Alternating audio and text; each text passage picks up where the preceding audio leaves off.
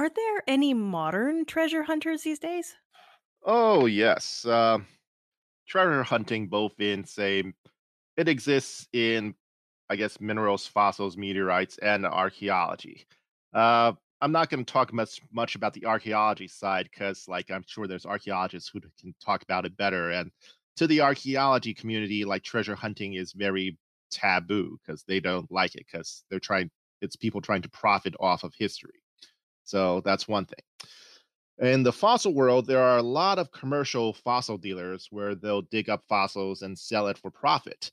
And so there's a lot of conflict in the paleontological world about this because some paleontologists are all right with this because the fossil hunters they're also digging up and finding new things and often they'll either donate a specimen to a museum or sell it to the museum at cost.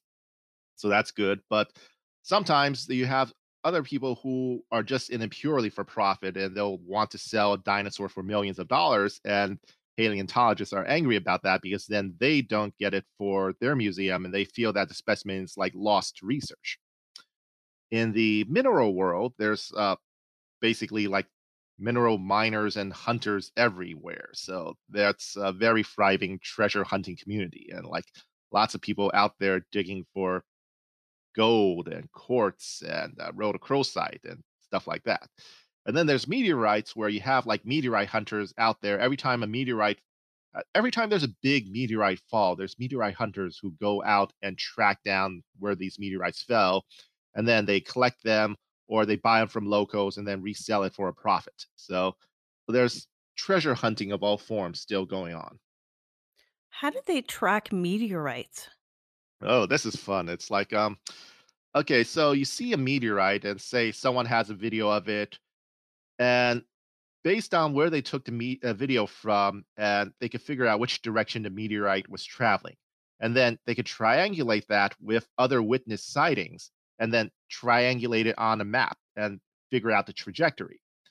And they can also sometimes, if it's a larger meteorite, the dust plume from the meteorite will actually show up on weather radar. So it'll show up for about like 1 or 2 frames, but that's enough for someone to figure out, oh, it was going through this altitude in this direction, probably at this speed, and then they could figure out where the meteorite might have fallen. Yeah. It's funny because in my head, I'm imagining like modern day treasure hunters who are like have a Google alerts set for I saw this cool meteorite today or something, where they just Yeah, kind of go that on YouTube. actually that exists. There's like actually several systems set up where Uh, there's actually forgot who set it up, but someone has thing set up where like a person reports if they saw a meteor or something like that. If enough people report, like voila, they instantly have the system that triggers, and it's like, oh, there's a new meteor fall.